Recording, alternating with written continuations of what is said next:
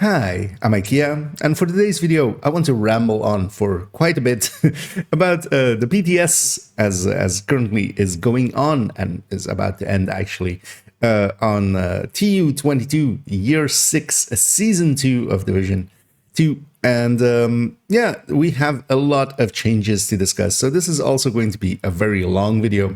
I will timestamp everything down below, together with the patch notes as well will be linked down below, so you can go and read through them at your own leisure, as this isn't... I'm not going to go through the entirety of the patch notes and such.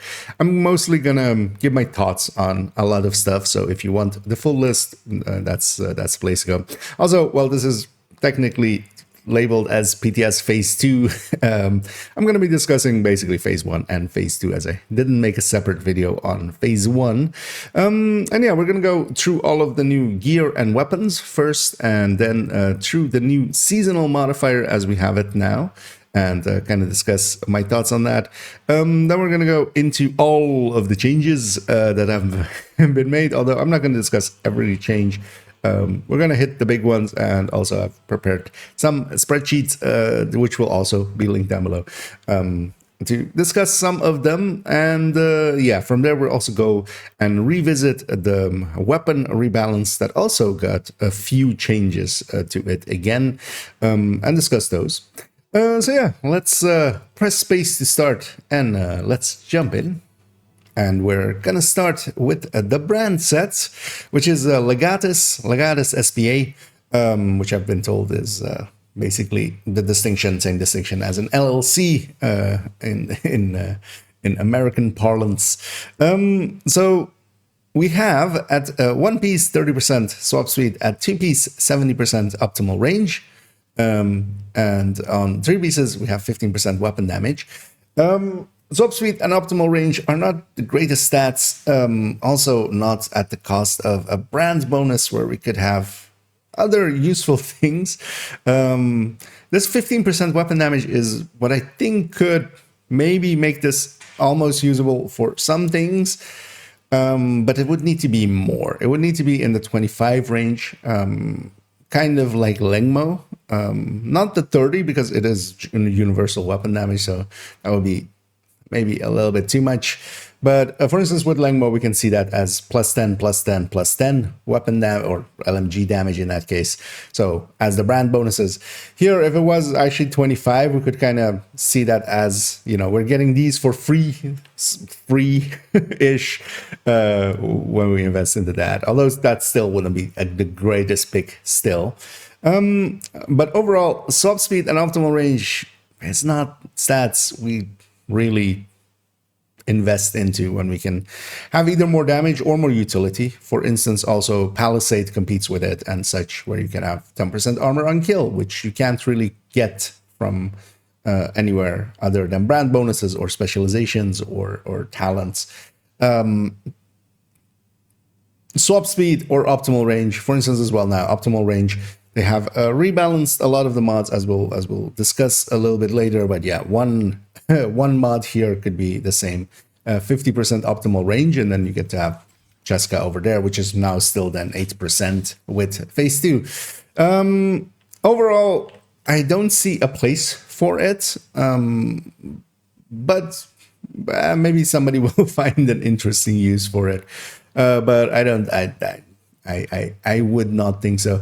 1%, this one swap speed could be actually handy to put maybe in on moments for swapping, especially to specialization weapon, which is the only place where I could see some swap speed being useful. But you could also just take the weapon handling on gear and get it through that, because those are the long moments. But you know, you're not going to invest your build towards that. Then let's go to the named, the Vigil, which is the named backpack for this, with its tagline, Honor the Fallen. And yeah, it is versatile. It is perfect versatile. This is the one piece of it that I could see getting some use, as we have 45% amplified damage. which is on especially shotguns and SMGs. I don't think for rifles and marksman rifles, although with the long range, we'll discuss that maybe later on with with seasonal modifiers. There is actually a lot of benefits to being in the long range quite a bit. So maybe even there with rifles and marksman rifles, but you can't dictate long range or mid range even, especially for this 15%, which is you could have composure for the same 15% and which is a lot less conditional.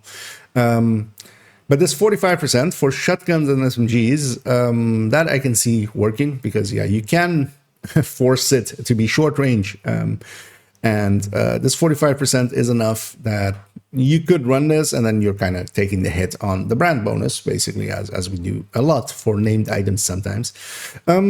This 45%, this is the one piece that I could see being used. The other one that we have here is the mask, the Visionario, and with its text of so far be distant and good night, sweet friend, from A Midsummer Night's Dream. This has 50% optimal as its special stat on a mask. So yeah, you could, for instance, put crit chance or crit damage next to it. But 50% optimal range, there is also something that you could just have with just one mod here. I feel maybe it should be more, but even then, I don't see us going for that because yeah, we could get just this one mod, and then you can also remove it when you don't need it. You don't need to change your entire build to do so. This, I feel, is just a filler piece and not that useful. If we go to the named weapons now, we're going to get the drill and we're going to get a cricket. The drill is a carbine 7 named with perfect precision strike, and the cricket is a GR9 with the same perfect precision strike. Precision strike is going to be the new talents coming in, and it is based on range killing and then range hitting. So yeah, killing enemies farther than 20 meters build up stacks. Max stacks is 2.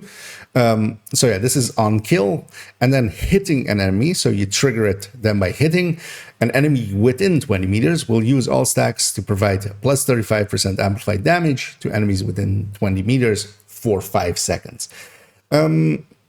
This is basically a kill 2 enemies outside of 20 meters, and then you have a buff available once you close the distance to under 20 meters, or they close the distance to under 20 meters, where you can have a plus 35% amplified. Now, this plus 35% amplified is a big bonus. It's one of the biggest that we have, but it kind of falls apart for me in use by this 5 seconds. And also, you need to kill 2. You need to kill 2 without a talent active, and then you get a plus 35% amplified for 5 seconds.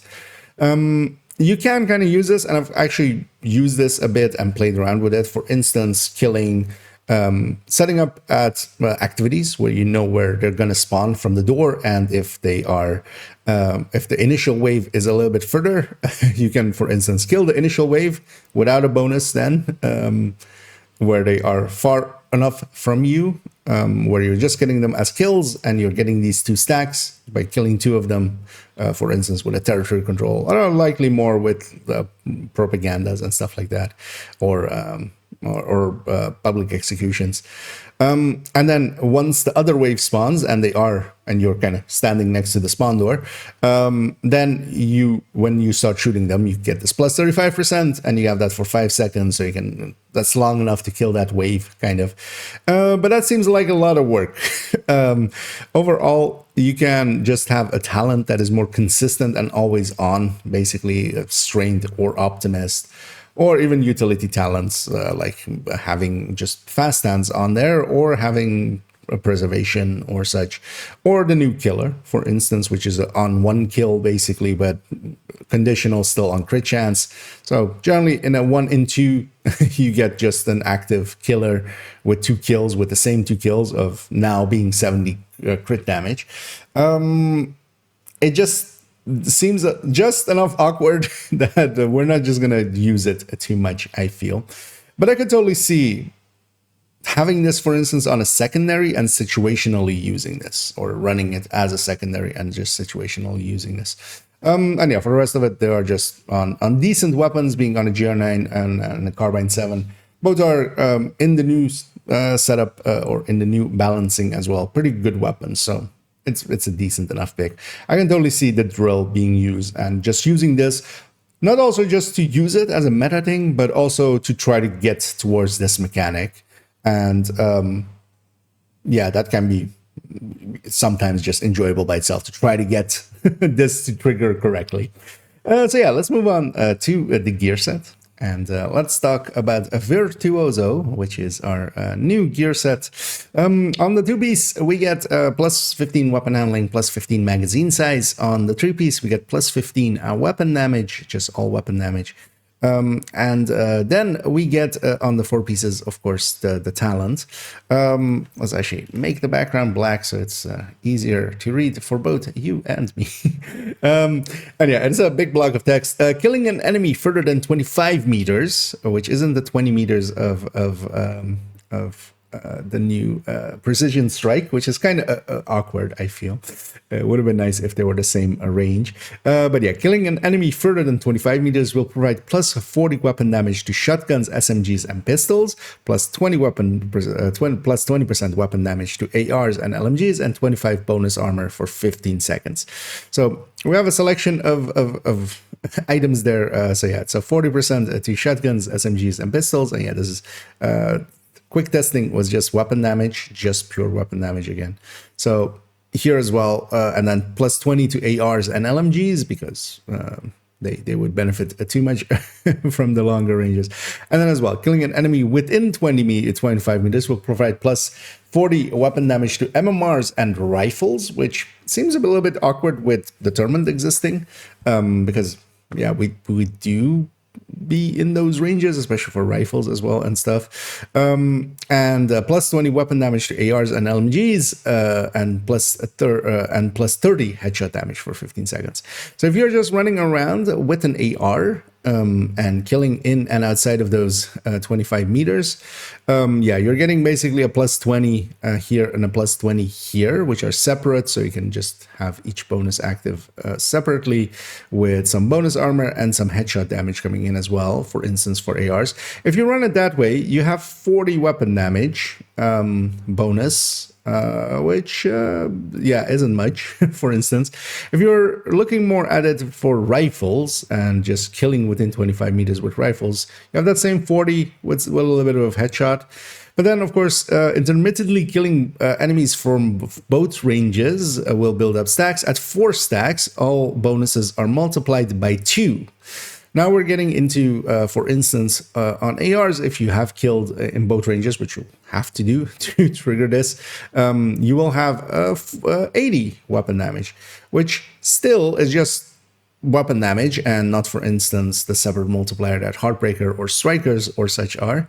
But it's still somewhat doable. The awkward part of it, although let's finish the reading here, and triggered at the same time for 15 seconds. No stacks are acquired while these bonuses are active. So kind of, again, as with Breaking Point, you can't or keep restacking while it is active, which is kind of awkward because, yeah, in this 15 seconds that you get the doubling, basically, that's, you know, when you're going to get a bunch of kills.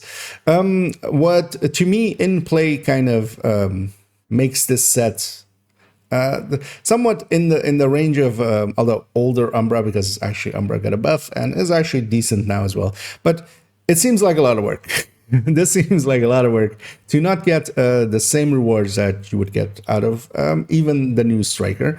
And a part of it as well, again, it is conditional on kill, so it isn't pre-kill.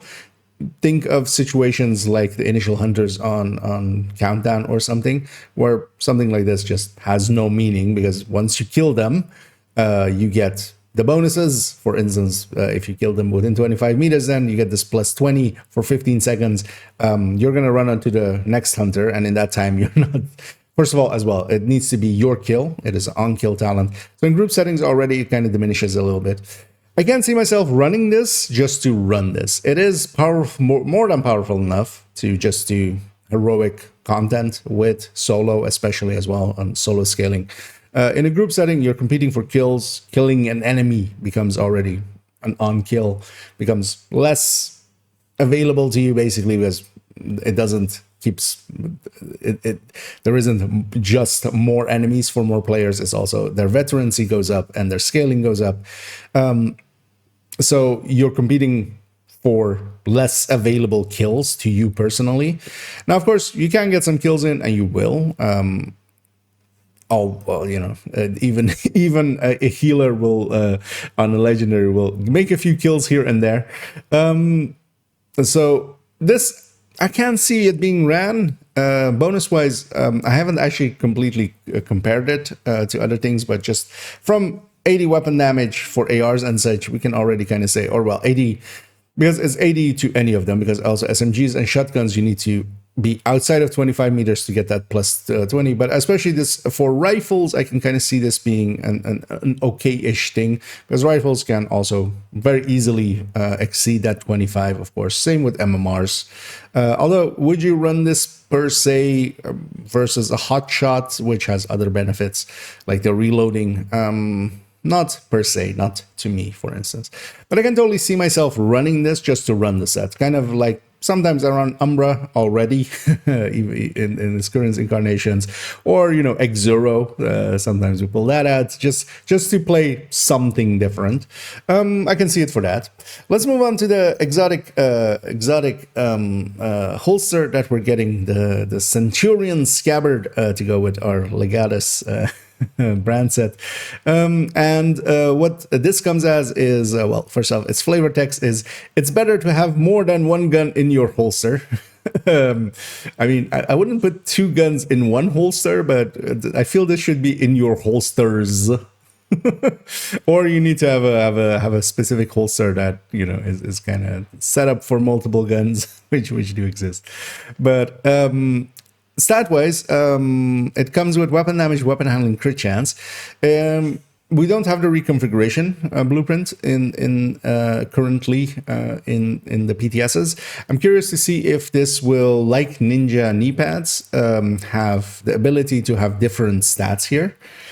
That would make it a little bit more interesting, because here, of course, versus an crit chance, crit damage holster, or crit damage, crit chance, crit damage Coyote, for instance, you're losing a crit damage versus that already as well. But I'm not certain if this is the final stats of it. But at least it is coming red core, crit chance there. That's already a lot of it there. for it to be, because yeah, it's not a blue core with, you know, some hazard protection or something like that.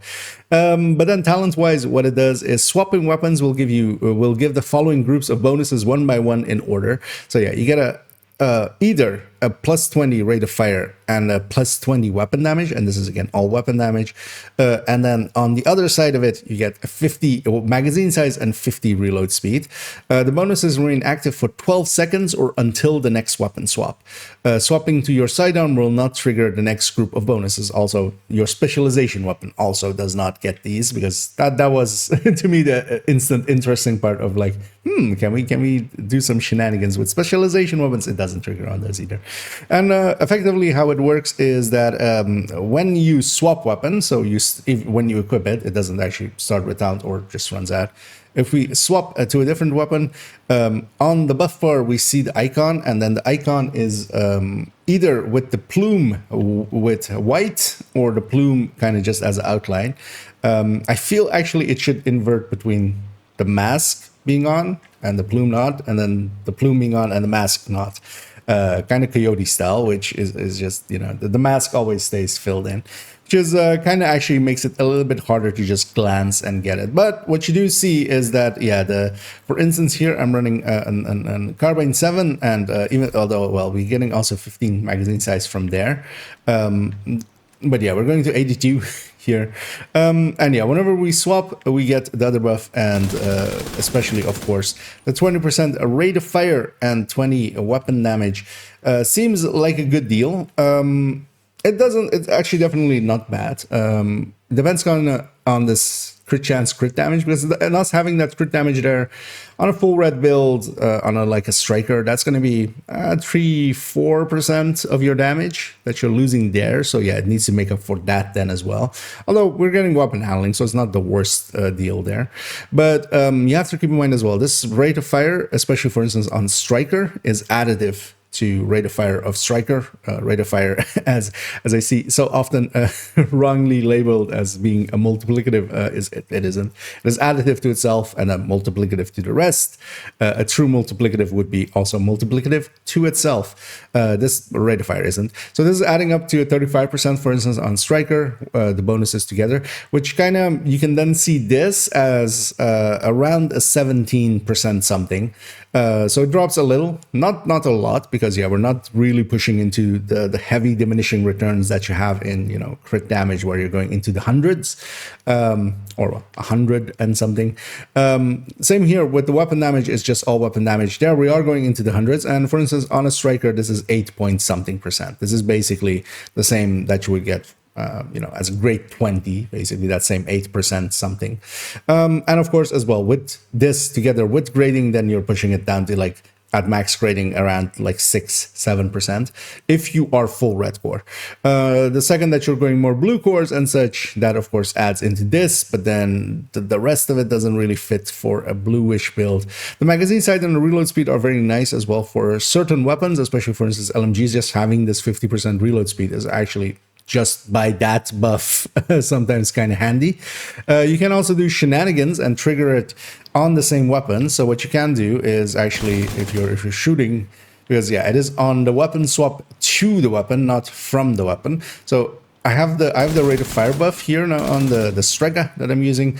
We're gonna swap to the pistol and then swap back, and now we're gonna get the other side buff. So could that be usable? I feel the two swaps are going to cost more time than just taking the slower reload, because yeah, now we would have had that reload buff, and then we could have done maybe just double swapped again and then go.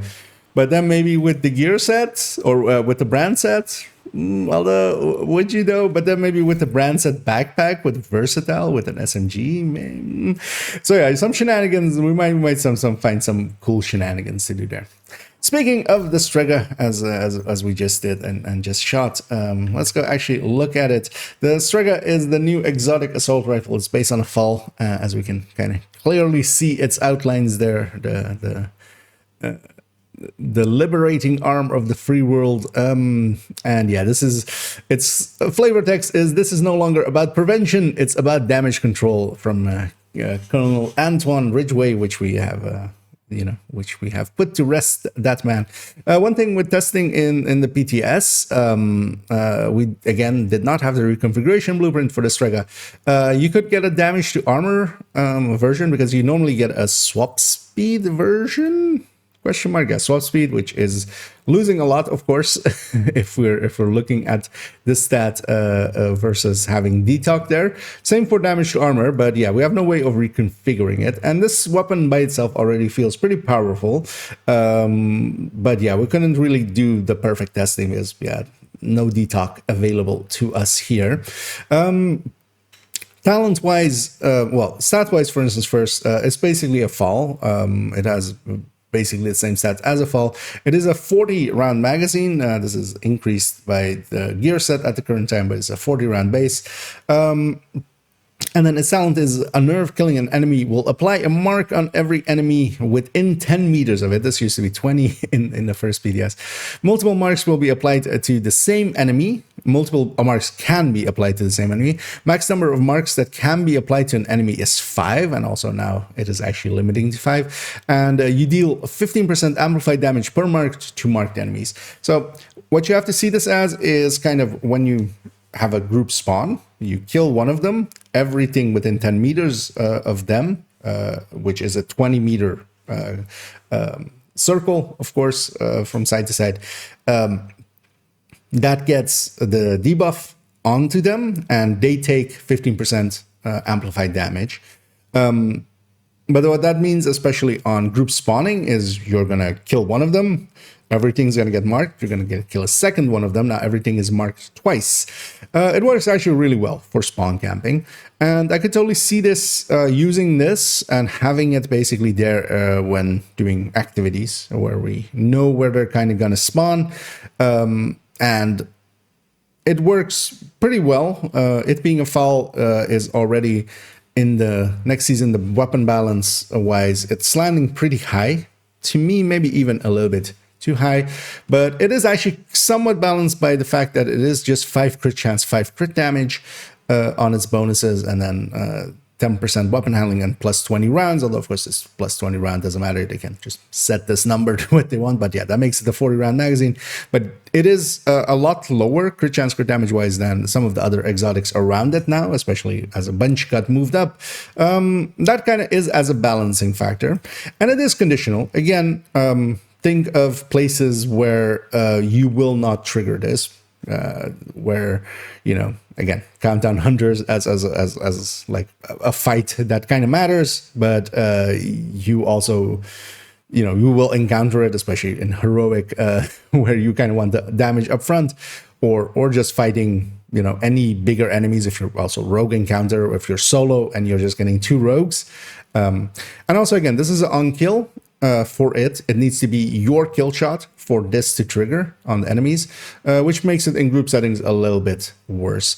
A lot of the talents that they've put in this season, I feel a lot of them are contingent on kill, and that makes them a lot more, at least in my opinion, a lot more geared towards solo play, which is fine as well, because, you know, we all play solo here and there, right? But overall, I am kind of... I'm kind of curious to see how this will do in when we actually all get our hands on it, and kind of, I can totally see this being a weapon that I'm going to pick a lot when we go do activity farming and stuff, because yeah, we can compete there, or if I'm doing it solo especially as well, just getting the kills in, but even in group setting. And yeah, so let's move on to actually a lot of the patch notes that we have, and we're gonna kind of go through them real quick, and kind of I'm just gonna rattle off stuff. Although actually we're gonna do it a little bit different. I'm gonna link to the patch notes. They're on the Trello boards. You can go there and find them for yourself. We have several notes here, which is from all the way down here from PTS Phase 1. And then there is 3 of those, as yeah, a lot changed and well, got added as well. Then also we have Phase 2 notes, where they altered a few things. Pray they don't alter them further. They have altered the deal. Pray they don't alter it further. And yeah, there is a lot to be seen there. Overall, I would just recommend reading through all that. I'm just gonna not go through all that because we're going to be way too long. Instead, I do have a spreadsheet here that I've prepared earlier, and we're going to go through that and kind of use that to discuss some of the changes. But again, it's kind of some of the changes. I'm missing out on a lot still, but over the coming weeks, we'll go into some of them a little bit more in depth, maybe. This spreadsheet will also, of course, be linked down below. So if you can't read it there, although we're gonna actually zoom in already. And yeah, for those that don't know, these are multi-calculators of my design. We can compare up to 10 builds, basically, as we input the stats down here and we get output here. And we especially get percentages in between burst and sustain DPS. We get both the burst and sustain DPS, and then we get the percentages of those.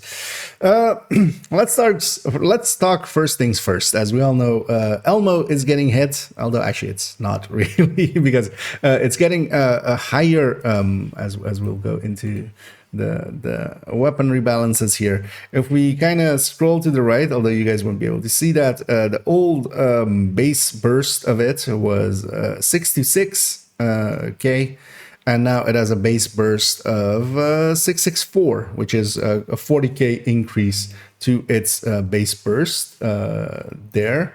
And that means that actually, yeah, it's gotten a lot higher base burst, and then it's losing 5 crit chance, 5 crit damage, and 10 weapon handling. It is actually landing quite around the same area as it was.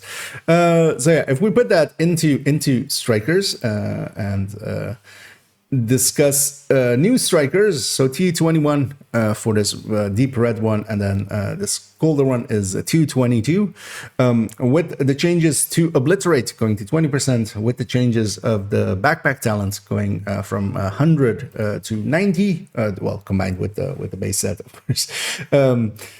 Together with Ceska's changes and also the Elmo's changes, requiring us to flip a crit chance to a crit damage, or a crit damage to a crit chance mod or stat. And then also we're still losing 2 on Ceska, going to 8% now on the Ceska. All that together, what does that add up to? Old versus new. We're comparing actually with the new as the 100% mark. So the old version was a 9% above it. So we're losing basically 9%. And 9% is basically around the same as grade, grade 20, a little bit more than grade 20. And yeah, the new one is basically 91.72% of the old version. So yeah, we're kind of losing, let's just say 10%, 9%, 10%, around that. In output from Striker. Is that the end of Striker? No. It is still, especially as a chess variant, unmatched, of course, because none, even Heartbreaker getting close to it, it can't do the chess Striker thing. But as an obliterate Striker, this is still, so instead of basically 11.2, we're doing 10.3 if we truncate that. Million burst DPS with DTH without headshot on. Actually, with headshot on as well, which diminishes the difference between because the crit damage that we lose basically because of the changes of the mods. Then we're already as well dropping to like 7.4%. So. Now, of course, 100% headshot rate is just not something that is really reasonable. So we'll just keep it around, well, we'll put it at 20%, which is the number I generally use. And yeah, it's 8%-ish. Although this is with Coyote, this first ones are with Coyote 0 to 15. Then we also have a set here, the same set, but then here everything is Coyote 15 to 25. And then we're adding in a bunch of other weapons as well. But again, here as well, it's a little bit less actually at the 10 to the 15 to 25 for the Coyote, as we've had a lot of ranges, of course. So yeah, I feel people are way overblowing it. Same thing as well, actually, because one thing as we can kind of quickly do is if we drop this to the older numbers for obliterate or well the phase 1 ones. I'm not going to change the crit chance, so we keep Ceska like at the old one. So it would be a little bit less than this because of that. But yeah, if we kind of change these, it was around the 14%. So we're 5%. It's basically, from those stacks and the total weapon damage from obliterate getting increased. They basically, went from a 15-ish% to a 10-ish% difference. Now here we have Elmo's still, but then here we're going to get the same setups, but then set up for Eagle. One of the nice things is now that Elmo is 15 crit chance. You can actually just slot in other weapons just without changing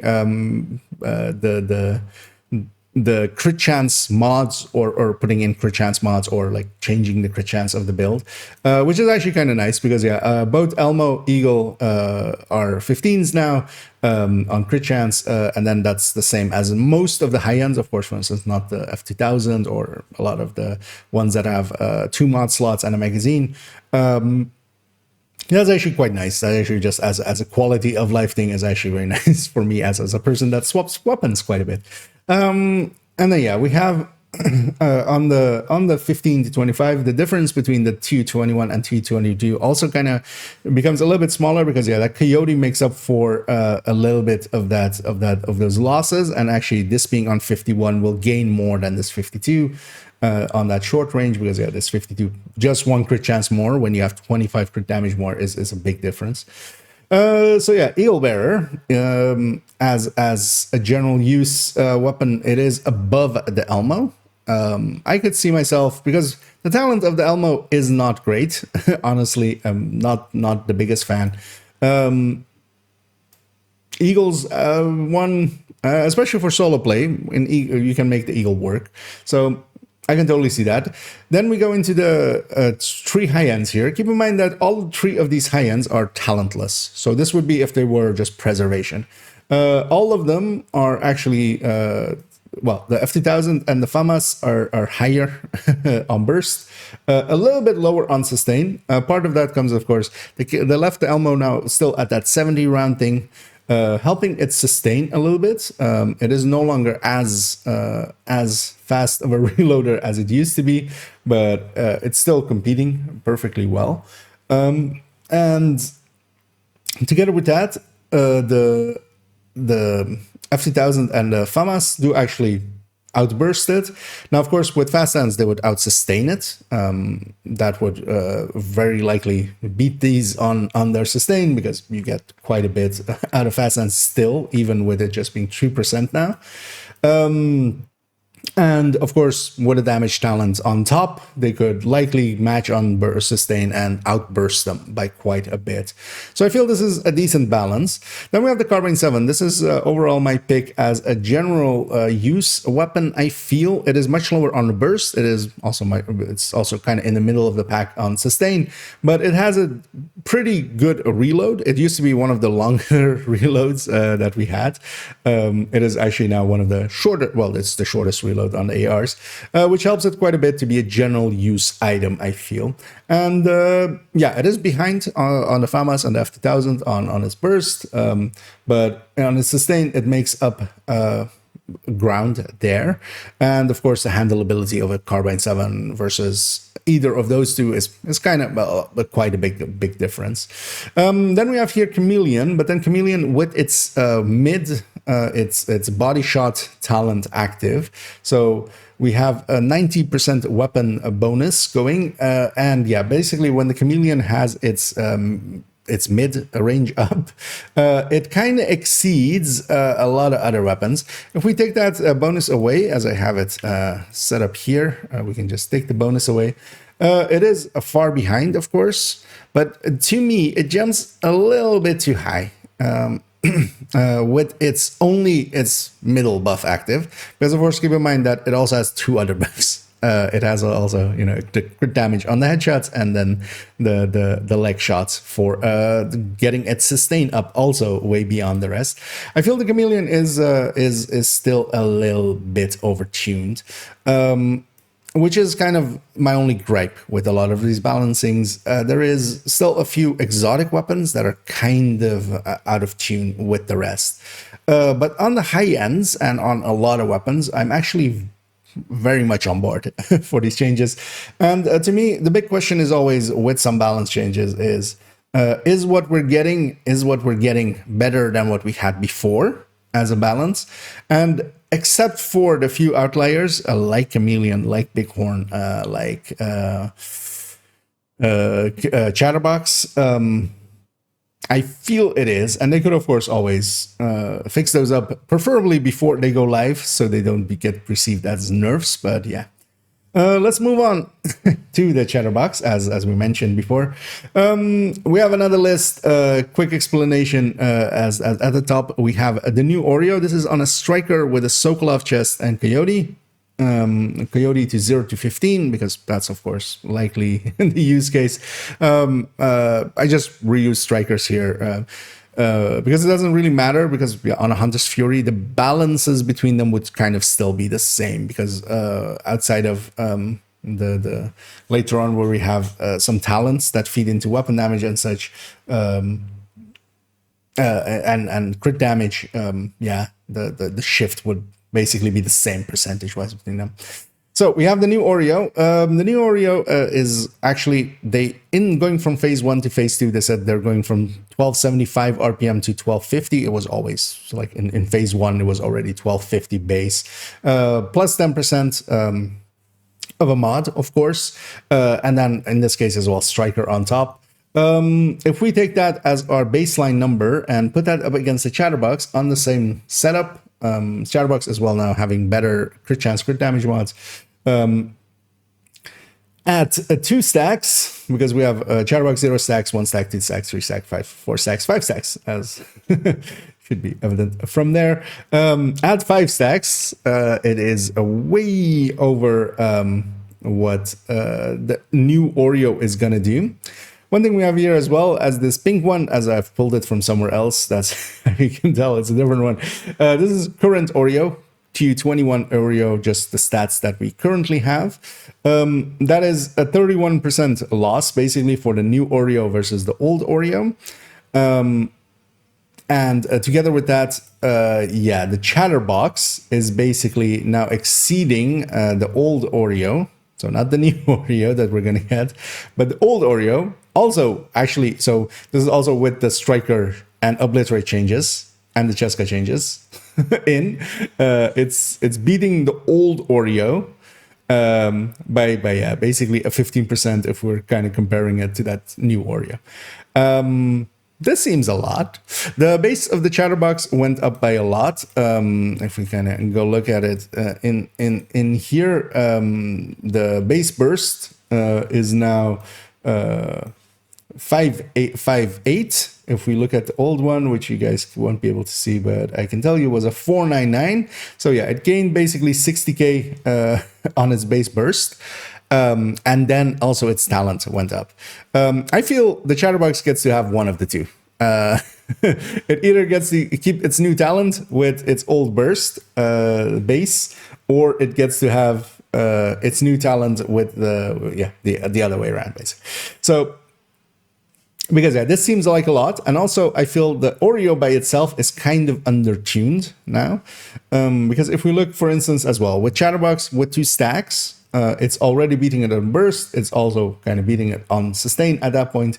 On 1 stacks, it's already like matching it on sustain, just because of this, the RPM difference there. And yeah, at 5 stacks, it is a little bit overtuned. I feel this is just this feels almost like an oversight. I feel they give it 2 buffs basically, because if we take the 4 stacks as you know, because the new 5 stacks is then 125%. The new 4 stacks would be 100%, which is the current 5 stacks. That seems a little bit more reasonable, because then Chatterbox at 5 stacks, if it was with the old talent, would land on basically what the old Oreo was, which was Chatterbox was already always at full stacks, pretty good. But you just can't keep full stacks. That's just not a thing that happens in actual game. That just in Descent, you can make that happen with Bullet King, with putting it on a 300 round LMG or something with Lucky Shot and stuff, or going with Bullet Hell. You can do those kinds of stuff in the main game. Even on solo scaling, 60 rounds on the Chatterbox is just quite often not enough to kill certain heavies, warhounds. You just start losing ammo overall, and then you eventually lose your stacks. Do I feel that the new Oreo as well actually is kind of in an okay place? No, I would put this at 1300 base. So with 1300 base, it would actually elevate this a little bit more, put it at the 3 stacks of the new Chatterbox a little bit. That would actually elevate it a little bit, just so it gets out of the range of these two, which is the new TAC vectors, or well, the new vectors, or the changed vectors. They're not new.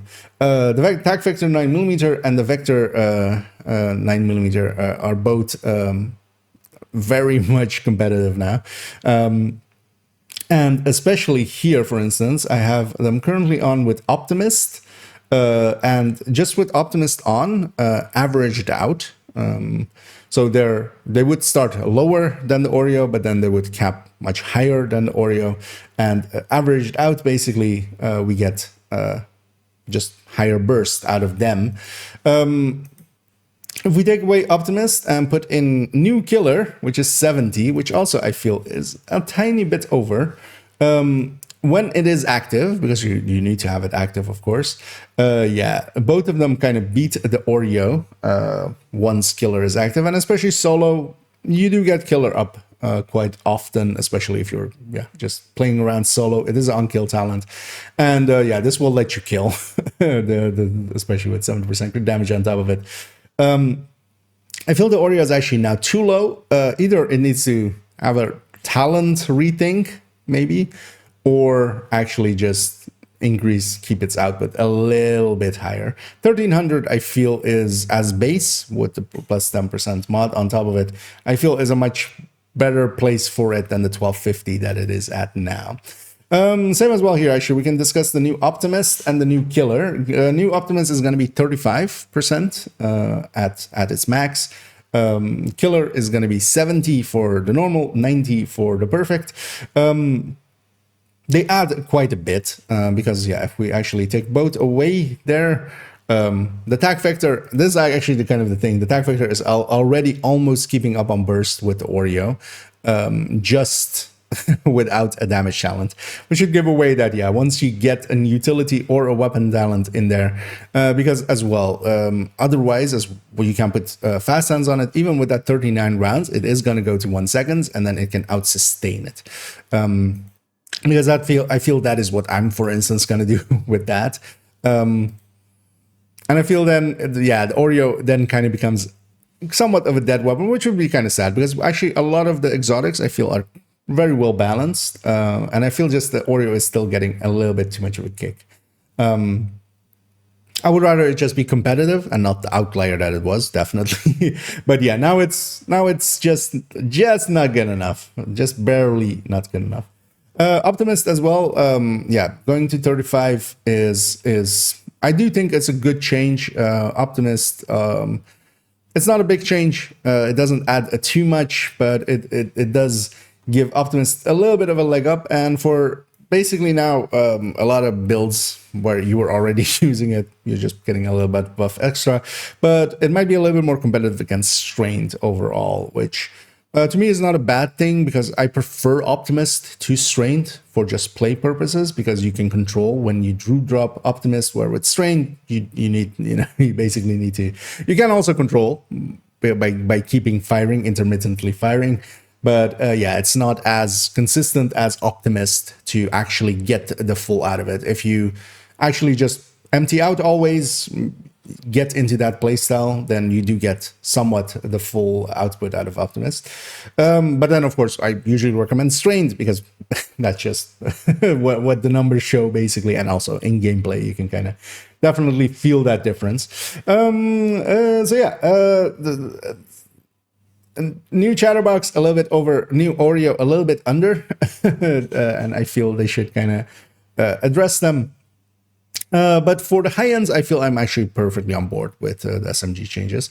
Yeah, let's move on to the next one, which is here where we have Strikers versus Heartbreakers. So TU21, TU22 Strikers again. Here, everything is with Coyote 15 to 25. And then we have Strikers versus Heartbreakers, although actually I'm going to change one thing here where we take out those two numbers, which was a weapon talent. So if we take Obliterate Elmo versus Vigilance M4, so I've taken an M4 here just to have the same base stats there, just for quickness, versus the Elmo. I see actually that I've not fixed this part up yet, but it doesn't really matter that much. Because yeah, I did change the balances down there, but I didn't give it 70 rounds again, just to make it matching.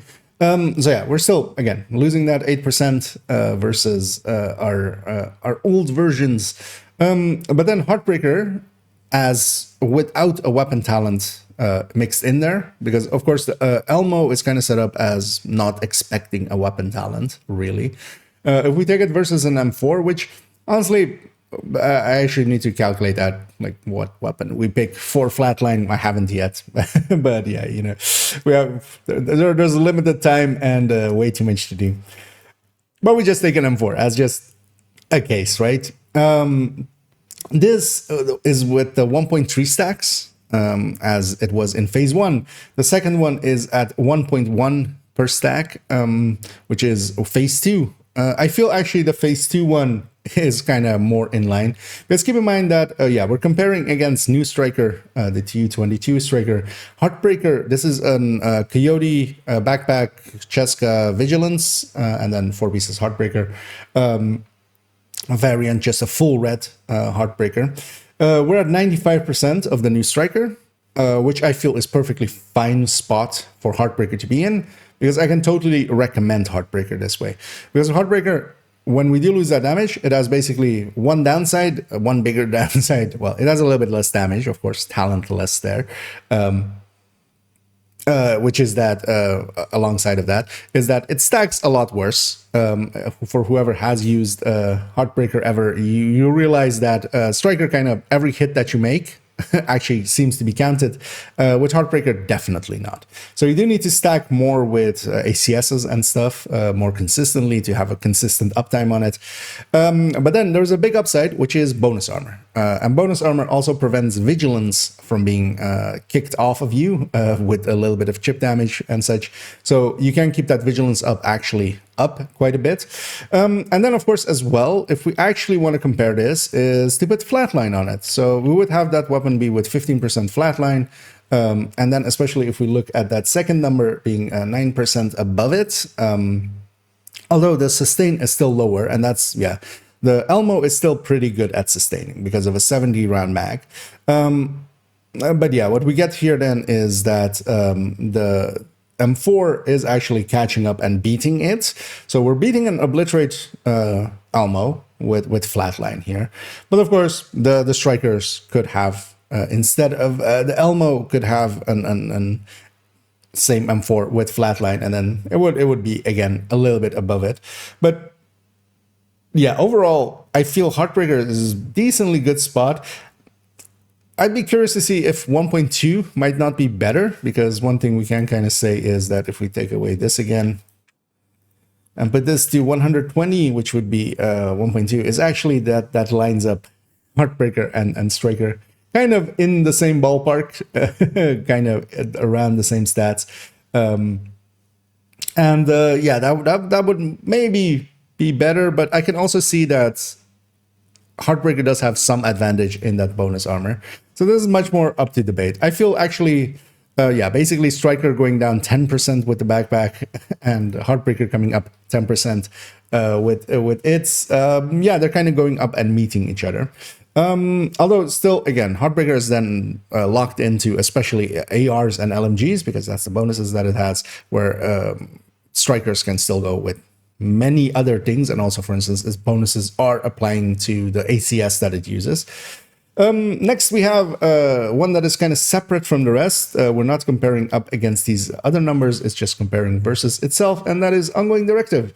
So Ongoing Directive, the big change to it is that the chest is going from taking a 20 to a 35, it's going to take a 20 to 50, which is 30%, which is kind of the thing that we were already having there in that slot, which is Glass Vigilance, because usually I would run Glass Vigilance or Glass Wicked, but the backpack talent doesn't matter here if it's Wicked or Vigilance, as long as it's the same across all of them. I prefer generally Vigilance. Then if we take the glass is still higher than or wait, so this the glass, well, we have to actually do this for a second as we take the strained out. The glass bonus will be a 1.3, so perfect glass in this case would be a 1.3 times a 1.2 of OD. That would be a 1.56 off the top of my head, from memory, actually. No, that didn't calculate it there, if I remember correctly. But that means that a 1.56 versus a 1.5, basically. But of course, if you're taking that chest talent now to be OD, you get to have Coyote. You now have a backpack and then Coyote instead of having the backpack and the chest. So that helps it out a little bit. So the thing that we have here is these upper two are the two ODs from TU21, still from now. So the second one, the first one is with Perfect Glass and Perfect Vigi. And the second is with, instead of that, with the chest. And especially if you went with the chest and even with the bump up that Coyote kind of affords you, you would still lose out on quite a bit because yeah, that glass is a lot. But then if we compare basically the new variant going with the chest and then Coyote and then a Vigilance backpack versus going glass in the past, yeah, it is actually ahead, and that's kind of due to Coyote actually helping out, of course, because yeah, the chest talent wise, glass plus OD would win, but the Coyote here is pushing it beyond, especially if we're here in the Coyote 15 to 25 range. But then there is another change coming towards those bursts, and that is that what I would generally run on these builds would be Sadist main weapon, and Sadist is going from 20% to 30% on the normal, and 35, or well, from 25 to 35 for the perfect. With a normal Sadist going up 10%, we're just basically getting that 10% here on top of everything else. So we are now actually reaching reasonable numbers because yeah, if we kind of compare this 9.8, that is quite consistent on its uptime, to, for instance, a 10.9 of a Heartbreaker.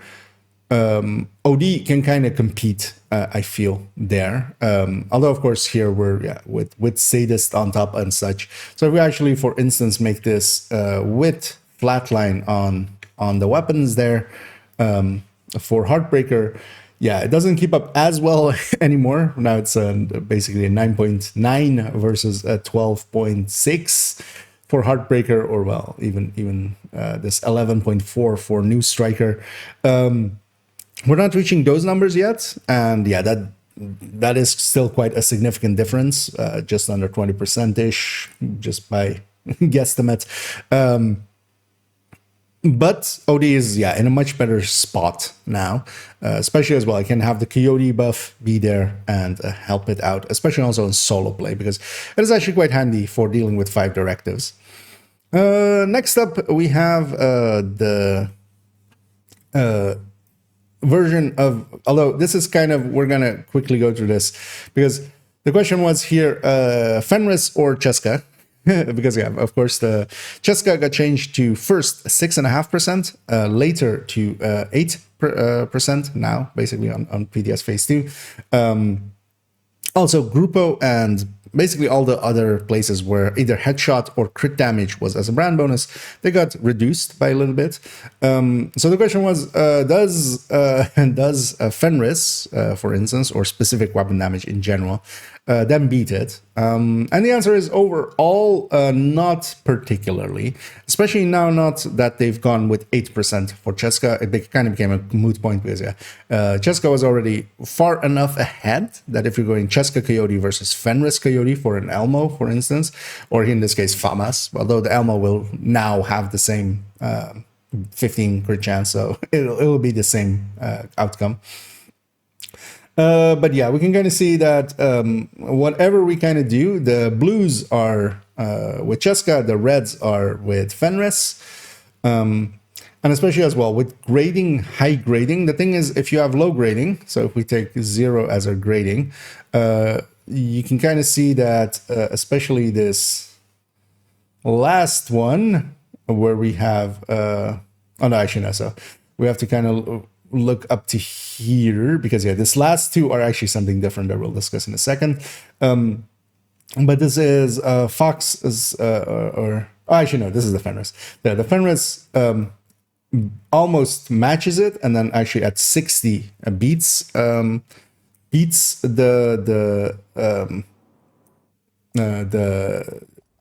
Ceska, but then, of course, the Ceska is applying to both of your weapons. And you do generally use both weapon systems on a striker. So you do this tiny increase of point, or well, in comparison to that original one, which is in the second digit behind the dot. That's not going to be worth it to change there. It was a little bit closer when Ceska was 6.5%. Then we also have actually Fox, as that's the red one, actually, as I remember now, as it also says here. So yeah, these red ones are Fox. These two are the Fenrises at 59 and 60. What if you go with Fox? And yeah, that's still, of course, a loss. That was never going to win. It's still just don't put Fox in there. Then actually these last two are Grupo versus Fox. If you already Coyote is from other. So if we have the Coyote here from someone else, as it says there, Coyote 15 to 25 from other. So if there's enough Coyotes, Fox versus Grupo still, because of course Grupo's numbers got changed. Especially if we play around a little bit with the headshot here. So at no headshot rate, the Grupo wins very consistently. If we take this to 100%, then actually the Foxes wins, which is of course expected. The headshot gets added into the same pool as crit damage. If we put this at an average of 20%, then actually Grupo overall wins. I still wouldn't say Foxes in strikers, except if you, for instance, run a main AR and a second rifle, which you can do now because they're out of fire, of course. So there is a case to be made for Fox only if you are running it with a rifle secondary. And one last one here, which is actually an extension of the SMG one, where we also add in a few of the other ones. So I wanted especially to have a comparison as we have it here with Oreo and Chatterbox at 5 stacks as we had them. Of course, Oreo at Chatter and Chatterbox at 5 stacks is pretty high. And here we're flipping between Killer, Optimist. So one is set up as Killer, one is set up as Optimist for each of these weapons. First Killer, then Optimist. Then of course for Vector 45, we're going with the Dark Winter, which has Perfect Killer, which is 90% now. And with it basically always active, while for Optimus, we're kind of averaging out over the thing. So it's not a perfect comparison. You kind of have to compare the Killers versus the Killers and the otherwise around. And also we have the SMG 9A2, which is also a high contender in the SMG category nowadays. And yeah, if we're all comparing to the Oreo, we can kind of see Oreo is basically always behind. So I would basically pick any of these with Optimist just as a general use against the Oreo nowadays. And especially if we kind of look with the comparison between, because the Vector 45 now is a little bit behind the other Vectors, which seems a little bit off, because on a build with Killer active, the Dark Winter actually loses out both on burst and sustain to the attack vector 9mm with just normal Killer, and it's not that much ahead of the 53 round vector 9mm that and especially which sustains almost the same.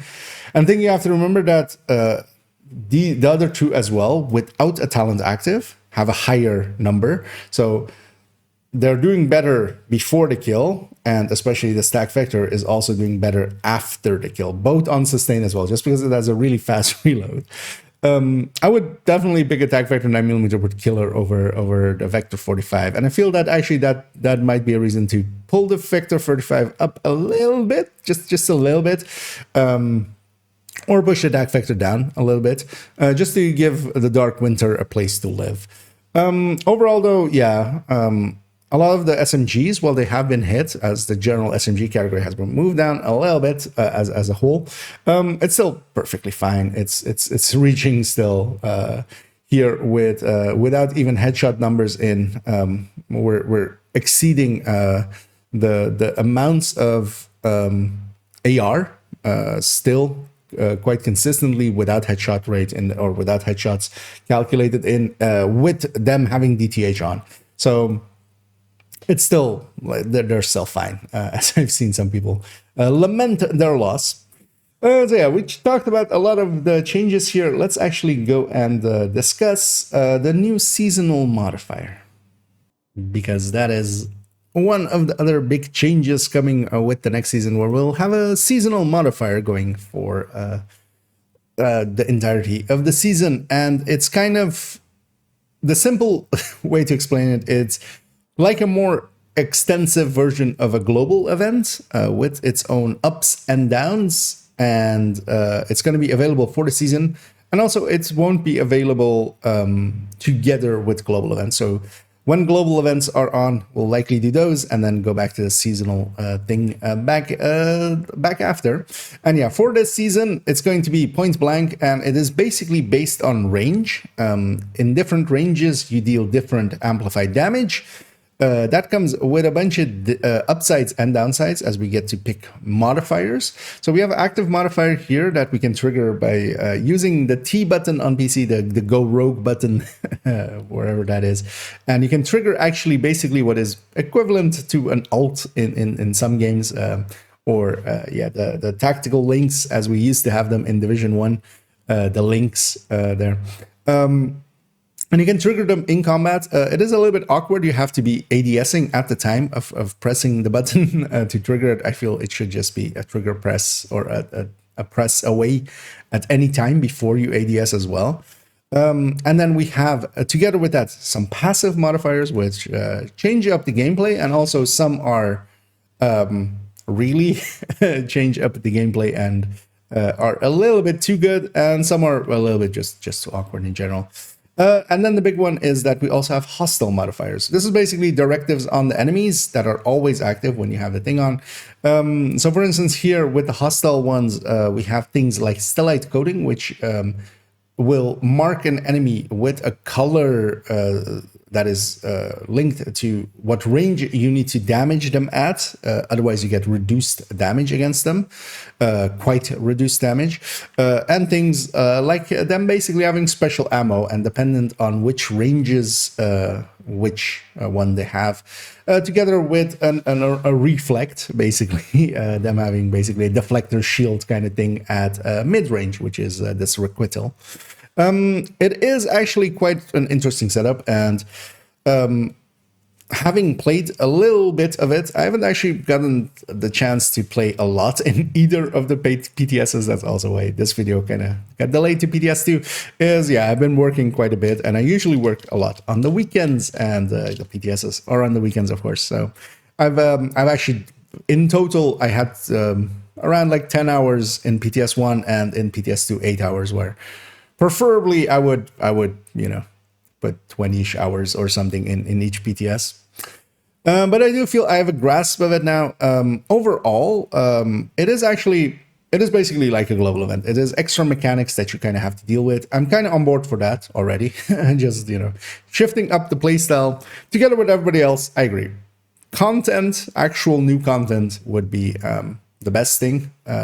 Together, you know, we're gonna get that hopefully with the DLC coming next season. Not next season, but the season after that. So likely next year, February, March, around that. The next best thing is to just shift things up. And overall, I'm pretty on board for this. It does force you to play and think a little bit differently, because if you don't, you die, for instance, with this reflect, or you can't really kill the enemies that well, or you'll get destroyed by the shock rounds, as we'll discuss in a second. And the active modifier can help a lot with helping alleviate a lot of that, but we'll need to get a little bit into the season, even though I have a few of these from having done the new system of the priority objectives, as we have here. These reward them now, but actually it's going to become for especially the alt effects kind of, those are going to come from having gotten deep enough into the season track, which is kind of this now, the journey as it's called. So yeah, we'll need a little bit of time to get to them, which might actually be annoying because they help quite a bit. This was also in PTS1, I didn't have many of them, and that really changed the gameplay. Then we have a lot of small modifications. Some are really enjoyable. For instance, I've been enjoying as a person that kind of plays a lot of short range and also is, you know, kind of not afraid to push in and be aggressive. We have this persistence, which is a multi-zone, as yeah, there is short range, medium range, long range, and multi-zone modifiers, which alter basically. Which gives benefits, but also sometimes negatives. But for instance, in this, for on kill, for short range, for 5 seconds, I get 20% movement speed, which is basically Lady Death, but then 5 seconds instead of 10, and on any weapon. I've been really enjoying that. And of course, yeah, on different ranges, you get different things. Some, I'm just going to outline here. We're not going to go through everything. This is not going to be that. But if you're looking for complete things, yeah, there's plenty of videos on those. But just as an opinion, a part of it, for instance, by the teeth here, which is up to 2.5%, or up to 2.5% would be actually tiny, up to 2.5 times, 250%. Damage increase with a 50% per stack on the long range for body shots, and headshots or shooting enemies in other ranges loses it. Now I might say, okay, so it's on long range, so it's not that beneficial, but this actually means is that especially together with this just the global modifiers here or increases, you already have a 1.5% on long range. Together with by the teeth, you take that 1.5 and you 2.5 times that. You can see that actually now optimal range doesn't matter. Because if you shoot outside of that, out at the long range, yeah, you're doing so much times more damage that halving basically becomes completely meaningless. Then together with this, of course, when we have by the teeth for a long range, we have things like this active modifier, which has reversal, which reverses the ranges. So you can actually have that on the short range for a little bit of time, not too long of a time. And yeah, those kind of things kind of feel broken. Some of these buffs are, like, especially for instance, some of these are perfectly fine-ish, and then you have things like this which are completely out of whack, I feel, with some of the rest. It wasn't obvious in the first PTS, partially because in the first PTS, Stellite's coating kind of didn't have a good range indicator, so it didn't have the colors yet that it has now. Which made it kind of unplayable back then. Now that they've changed it, some of these kind of, yeah, show up. A lot of the other bonuses look pretty good, and also some are interesting, like for instance this one, which is shooting enemies within medium range, stacks crit chance. So you could, for instance, kind of see this as a coyote replacement, especially in solo play or such, where you're also kind of stacking up, and it's also not killing enemies, it's just shooting enemies. And then you have also things like 30% more damage to armored enemies within short range. The damage received from armored to enemies is increased by 15%. This increase kind of seems at all ranges from them, and also it seems a lot more than 15%. It almost feels as more than glass. But then, yeah, some are damage bonuses and some are utility. I feel especially some of the utility ones well, they're kind of maybe then fine, but some of the damage ones, especially by the teeth here, is way overboard and a little bit abusable, I feel.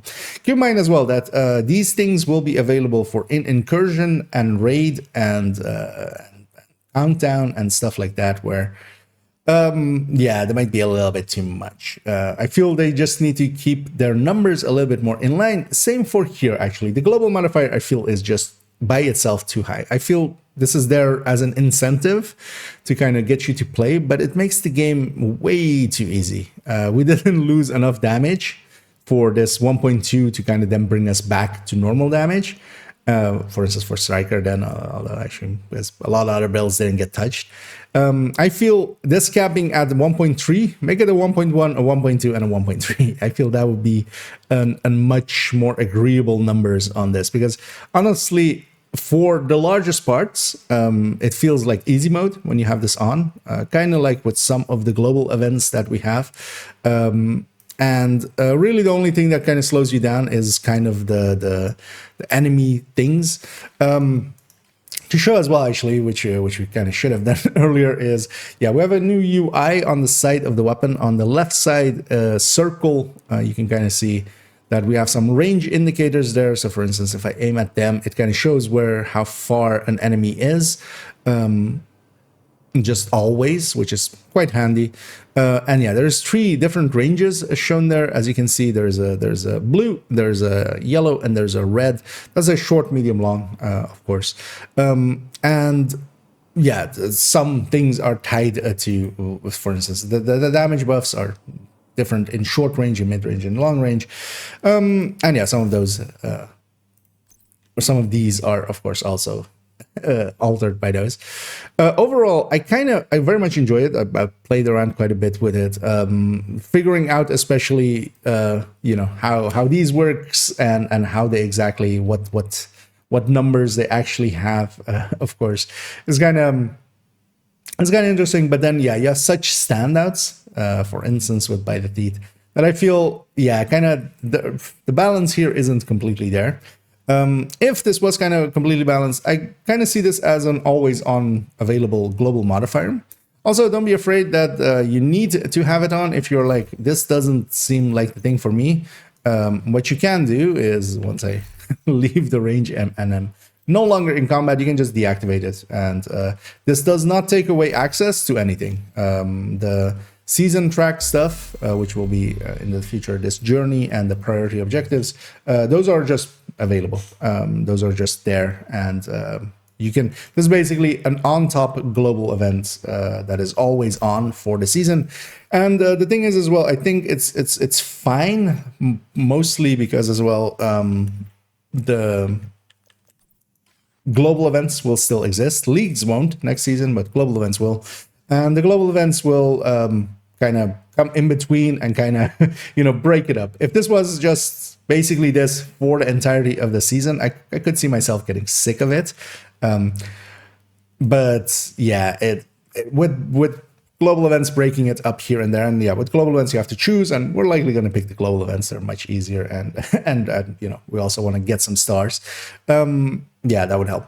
One thing that would be nice here is for this to have loadouts.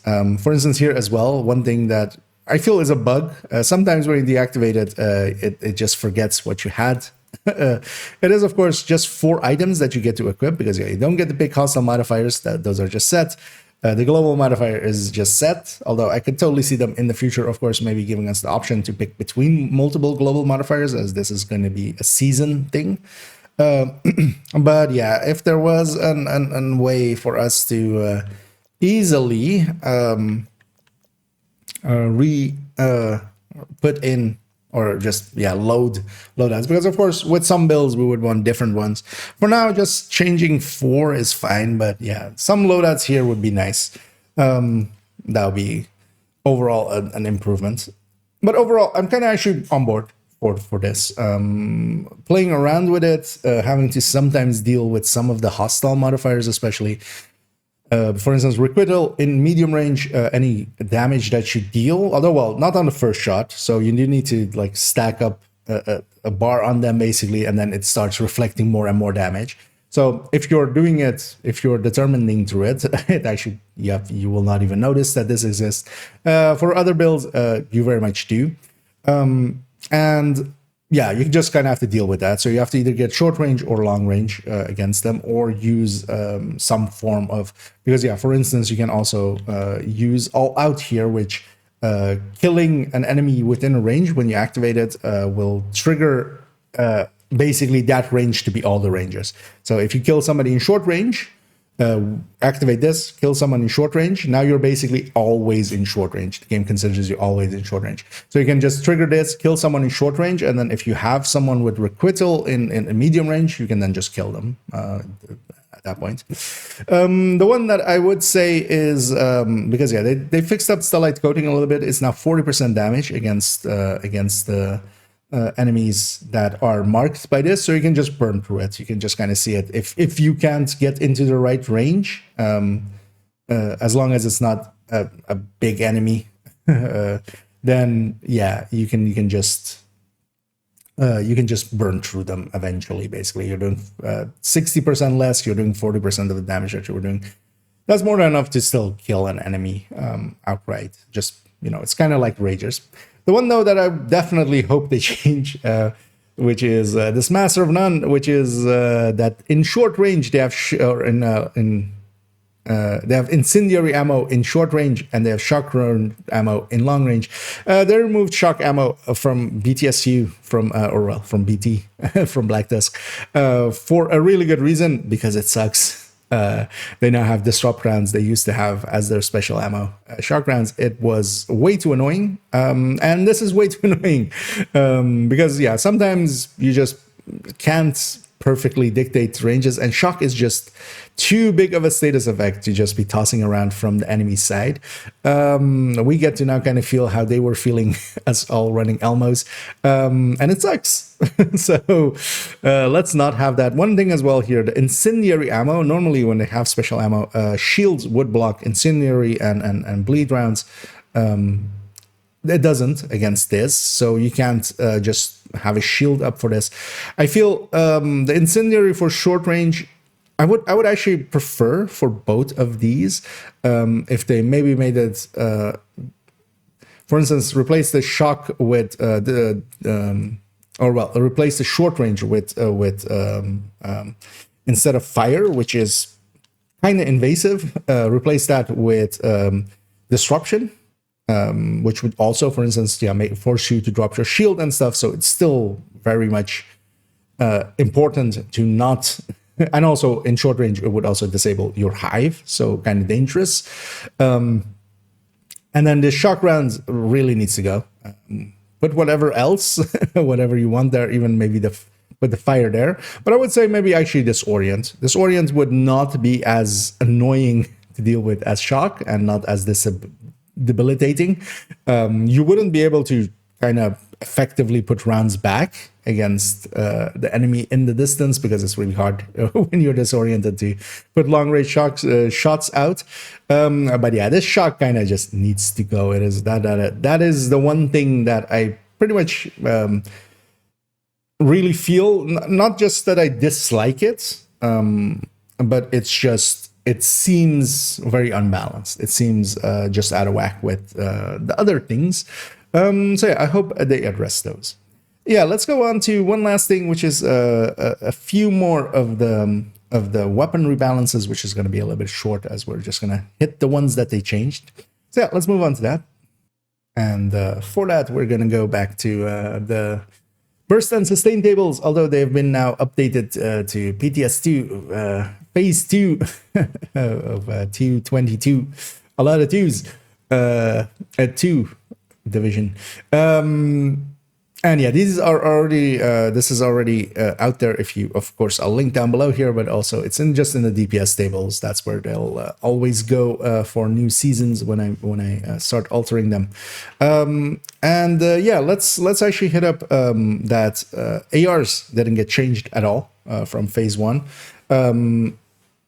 Overall, there is no real standouts, especially in the high-end side of things, which is, as I kind of discussed in the weapon rebalance, which if you want the in-depth of this, you can go watch that video, which was a previous video that I did after PTS phase 1, although of course with the addendums that we're going to kind of add in here, as yeah, that has changed. Overall, I'm very happy with the high-end side of things. Some of the exotics have moved up. For instance, as we discussed a little bit earlier, the Chameleon going from a 559 or a 599 base burst to this 669 base burst. That moves it up quite a bit. And then on the talent on top, and also it actually has now a little bit of a reduction on how many hits you need to trigger it.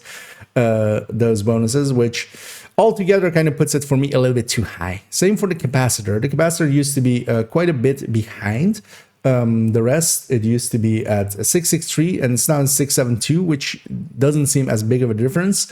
But it's kind of too close into the pack, because the rest of the pack kind of get moved down a little bit. Because overall, the weapons have been moved down a little bit, although actually they've just been squished, honestly, overall. So,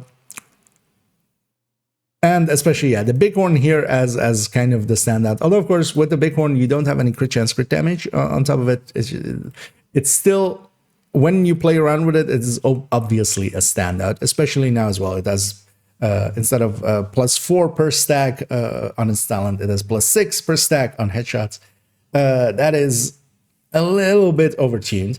And that's kind of my only gripe with this. There's still a few exotics that are overtuned. Bighorn is one of those. But yeah, for the rest, in ARs, nothing else changed. If we go to SMGs, there was actually just one change, and that was the MP7, which was kind of stuck at close to last place on sustain or on burst, and was its last place on sustain in the past.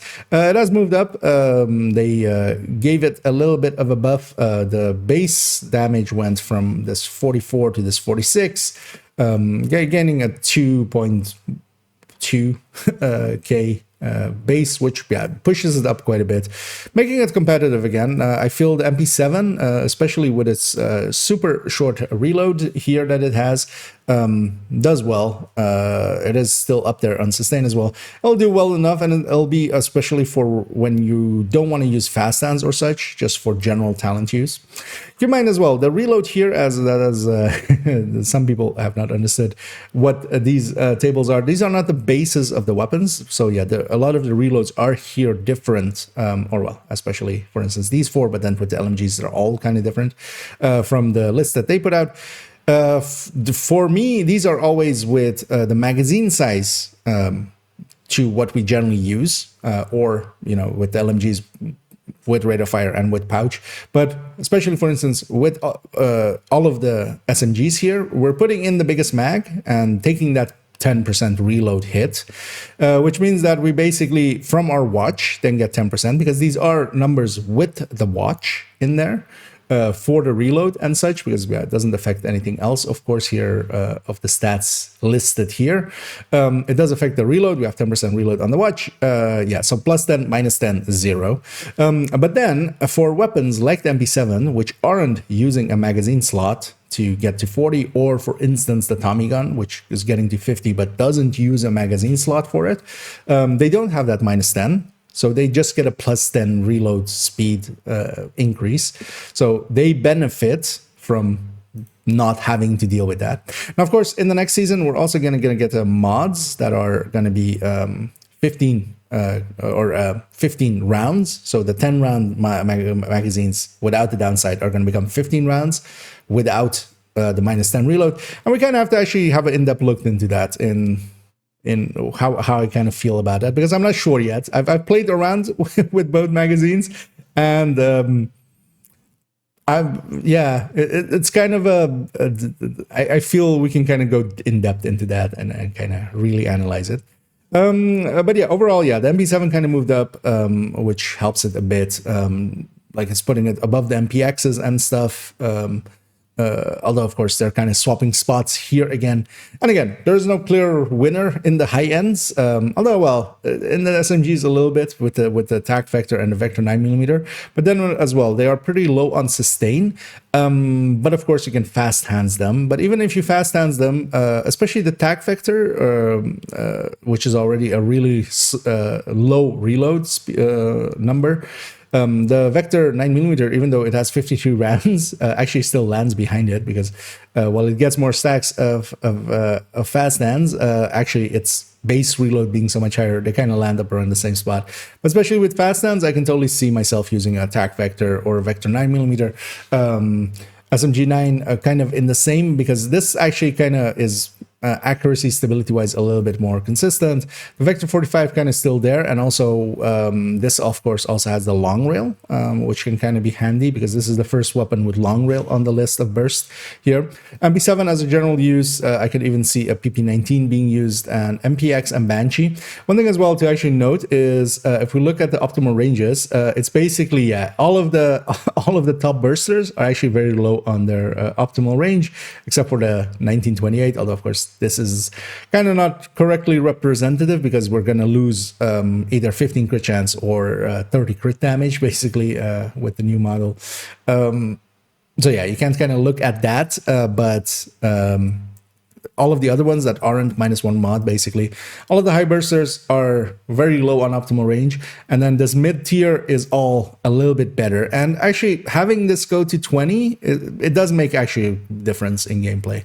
It does help out quite a bit to have that drop off start a little bit later.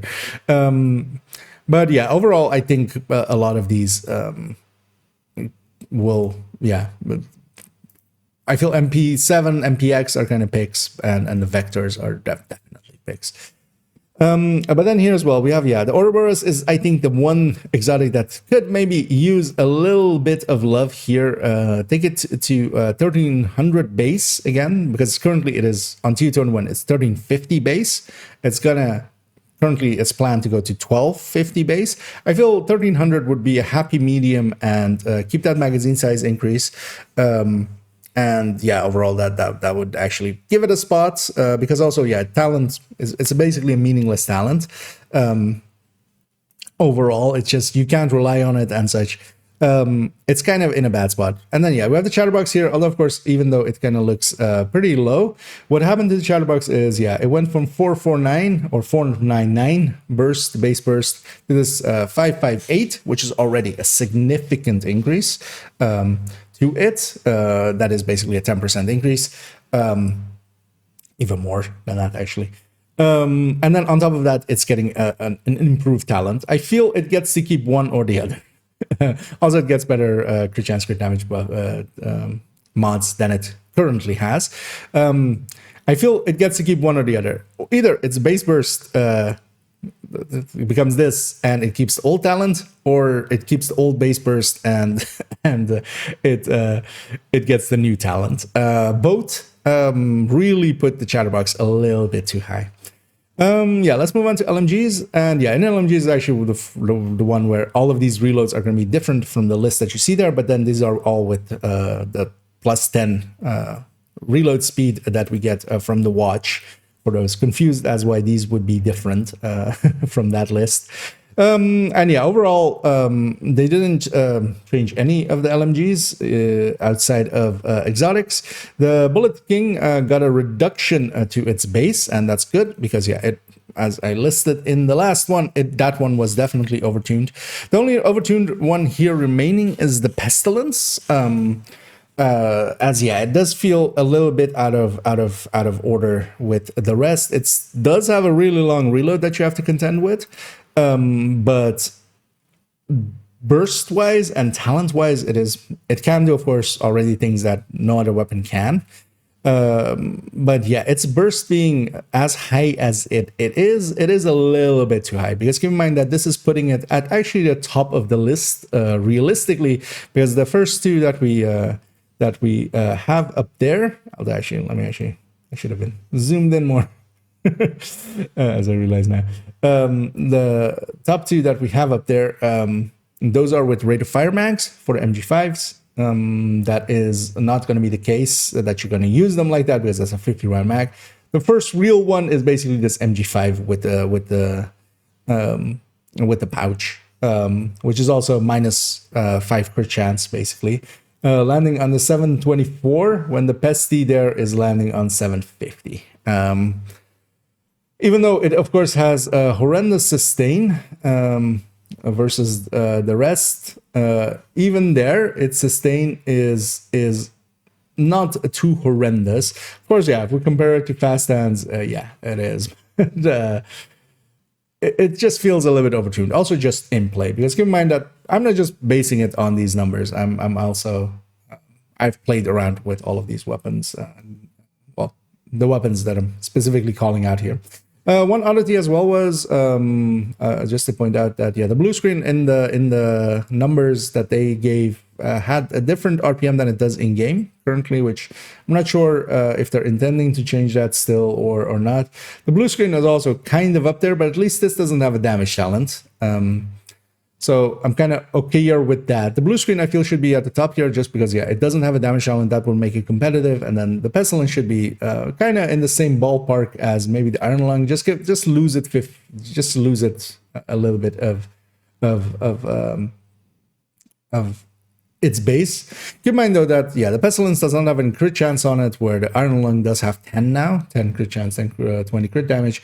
The Iron Lung is actually kind of the true king in this category, just by mods on top of it.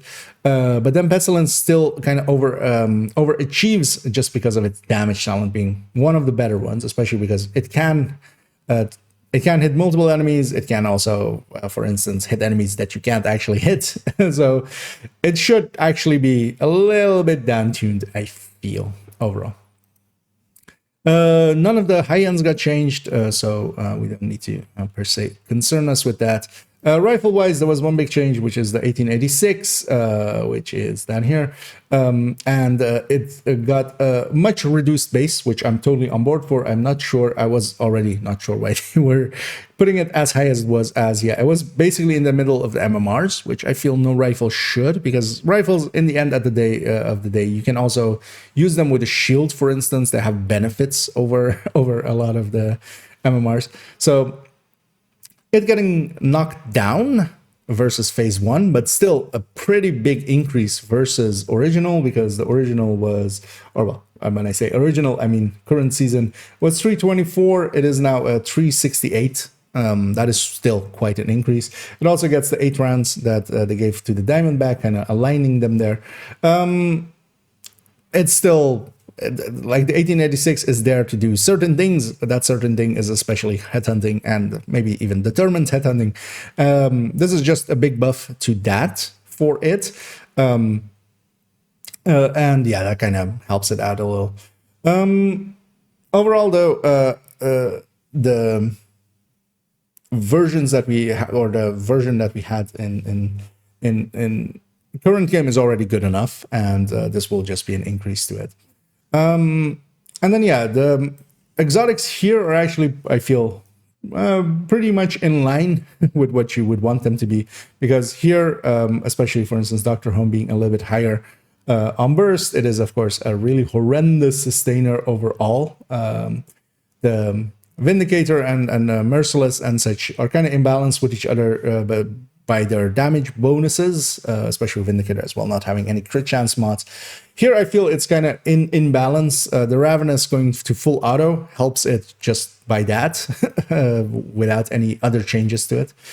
If we go to shotguns, they shook it up a little bit. They changed quite a bit of the bases, as we see here. And here as well, one of the things that I have, as well actually with the other one, is some of these weapons are only ever going to have a reload mod. For instance, the 1886, a reload mod in their magazine slot, because that's the only thing they can have, for instance, with that. With the shotguns, you could, of course, have a 5 headshot or 5 rate of fire. Overall, we just generally, at least I, unless we're doing things that are skipping reloading, we're just going to take the reload speed. So those are in here, and then that's affecting their reload speeds out here. The SPAS and the KSG kind of got moved down a little bit, and actually the KSG is now below the M870, making the M870 a little bit better of a headhunter, although of course the SPAS still exists. Although the SPAS only has a magazine slot for it, which helps its reload a little bit, but doesn't help it to get a 10 headshot that you generally need for instance, Headhunter's Fury with Memento. So I feel SPAS maybe will not displace the M870, because also, you can have 10 headshot with this, and I feel that will actually, kind of even it out anyway, and you don't have to deal with this egregious reload that the SPAS still has. 612 still kind of, getting pushed down quite a bit, and with that, the SASG is kind of moving up again, still to be kind of the top contender, I feel, in here, together with the Super 90 overall. Although the Super 90 is much more of a burster, and then you have still a little bit longer of that reload, meaning that on sustain it is quite a bit. Oh no, actually it's actually pretty no, wait, Super 9 there. I was confused with the 612 there. But the Super 90 then kind of just loses out there, although not by much, of course, to this SASG. But I feel just that magazine reload of the SASG is just going to be more consistent. Although you could make a case for the Super 90 where, you know, you can just in between enemies reload in 2 shells that you might have used to kill the last one. And of course, we also have the perfect brazen as a Super 90, so we shouldn't forget that. Overall, though, yeah, I feel it's actually a decent balance. We have 2 that we can kind of use for headhunting that are competitive with each other. We have KSG still that can do just normal pummel, or SASG that does perfect pummel. Although, yeah, I wouldn't per se use the KSG versus the SASG. For that, the KSG kind of feels somewhat out of place, although you have to kind of remember that, yeah, it is kind of higher up in this sustain category, and then what it really does have is damage per mag, where it of course is the obvious king with that mag size and shot size. Giving all of them kind of a spot. Exotic wise, I feel, yeah, the Overlords and the Sweet Dreams, both of them are kind of hampered by their talent, so they would need a talent rework for them to really be competitive. Scorpio as well, actually, it's not as bad for it as a lot of people make it. It's not the end of the Scorpio. Scorpio can still, it's the only shotgun that can do what it can do. You're not getting disorients and shocks and poisons out of other weapons easily, especially, for instance, the disorient and shock to trigger galvanize. Yeah, you're not getting that from anywhere else anyway, so it'll always have a place. And actually, with the changes to it now being 2 shots for poison, 4 shots for disorient, and 6 shots still for shock, and then the damage buff is moved from 7 to 9, I feel actually it's pretty good changes to it. It was definitely one of the overpowered things, but it still kind of is, actually. It's just no longer that potent of, especially because its burst got moved down by quite a bit, almost 100k, and its sustain also dropped by even 150k. So yeah, it's no longer that damage dealing beast that it also was because of the 612. And yeah, it's perfectly fine for it because, yeah, it was too good. Next, we'll move on to the pistols, and yeah, overall, not much to say here. Harvest actually did get a change to it to just be 10% above the 586 or 686, which are basically the same weapon. So yeah, it's only, although actually I haven't correctly altered this, I feel still. But yeah, it's just getting to be 10% above it. Although no, actually no, that's 10%. My brain was the brain fart there. And yeah, that's actually pretty good because yeah, the 586 is gonna be the top baser, the top for base, which means the top for headhunter general use.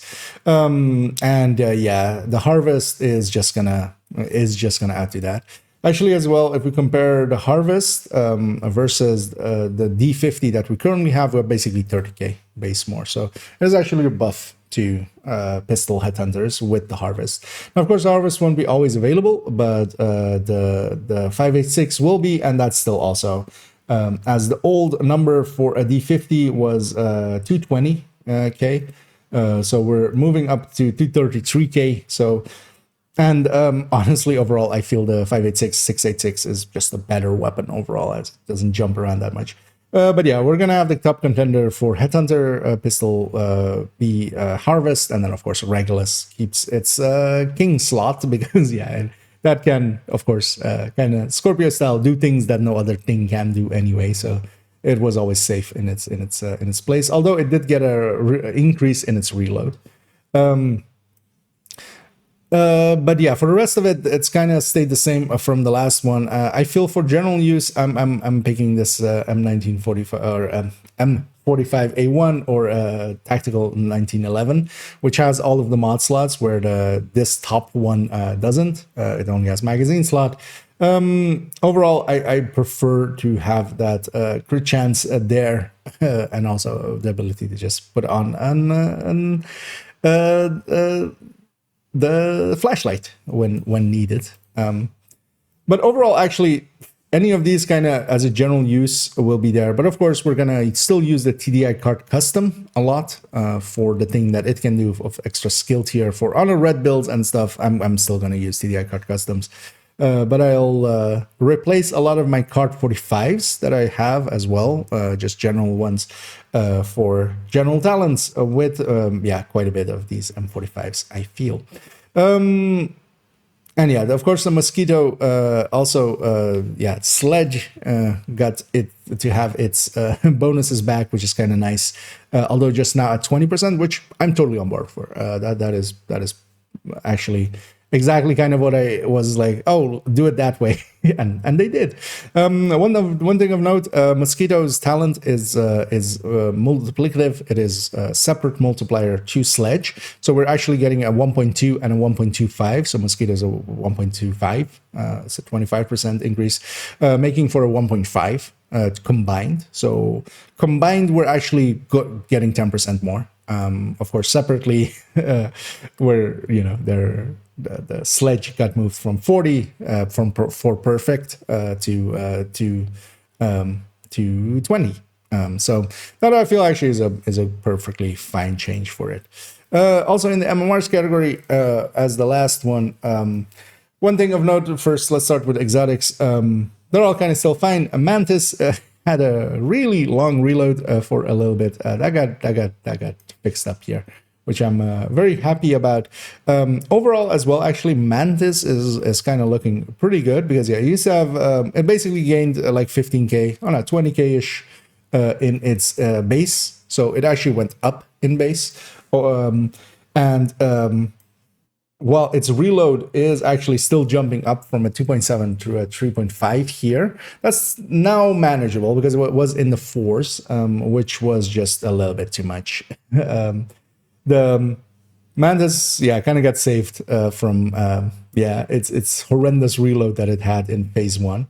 For the rest of it, the exotics look fine, and yeah, the Mantis is kind of getting a buff, which actually is kind of nice because if the Mantis is kind of that good, because of course, keep in mind that it also gets a pretty decent damage talent. Then yeah, we can kind of pick that, and especially for people that don't want to use the tournament, it's going to be a really good pick. What they did is with a lot of the magazine loading MMRs, they gave them other bases than we had in PTS phase 1.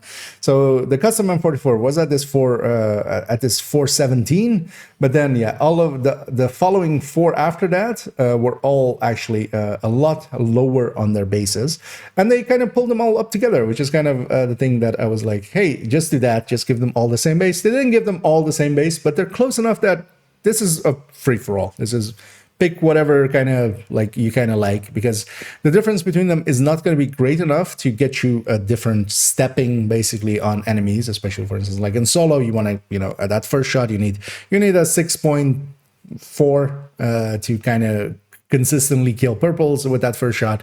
All of these will kind of hit that, and then especially with some grading on them. So yeah, they're not going to give you a different stepping the way that, for instance, going from this up to a white death would. So yeah, they're all kind of competitive, and I'm kind of all on board for it because yeah, all of them still have things that are unique to them. Because for instance, yeah, the tactical and the SR1 have a really fast reload, and then the tactical is also even more accurate and stable, which kind of helps with sway and such. Versus the SR1, and then the SRSs and the Model 700 Carbon, which is kind of a worse handle, has kind of like a longer reload. It's basically, do you want a longer reload and a little together with that more damage, or do you want a shorter reload and then you drop a little bit more damage? And basically as well, inversely, this is kind of the handling. It's good. It's kind of, the SRS is a little bit better than the Model 700. SR1 is definitely better than SRSs, and tacticals are kind of the top of that. So yeah, it's kind of, I feel this is kind of good balancing happening here. Although yeah, the white death is kind of gonna go over everything, even though, so that would be in this case the classic M44 carbine, which is already kind of high, and then it is a little bit under the Model 700 here, of course, but then white that exists with its perfect talent. So yeah, that was all of the weapons and stuff. Let's go to some miscellaneous stuff to round it out and end this video. And to round it out, overall, we haven't discussed a ton of things here, but we'll do so over the coming weeks and such. For instance, yeah, Aces is now applying to rifles, so that can make it for a somewhat effective rifle build, although yeah, I feel it still kind of needs another bonus here on its second slot. The great standout that didn't get changed as the other meta that we kind of have is Determined, which I feel kind of is weird. If you're going to change all of these other things, this would be the time to maybe touch Determined as well. And yeah, the idea that, like, it's not unique to me, a lot of people agree with, is to have it be kind of like the perfect, but then preferably a little bit better than perfect, where you lose it after even on a headshot, is just that it kind of saves you one shot. So you can body shot one enemy and still keep headhunter. That would still make it one of the top talents for sniper rifles, but not be as egregious as it can sometimes be here. Overall, though, even though marksman rifles got moved down a little bit, that's not going to hurt any headhunting build, really, because they were plenty high already. But yeah, the headshotting elites to start off with is going to be a little bit harder without the hotshot proc at the start of it. Also, yeah, they've touched Umbra, which is overall a good change. They've touched a lot of the exotic weapons, especially on their mods, kind of evening them out. One thing as I highlighted a little, that for instance now Elmo and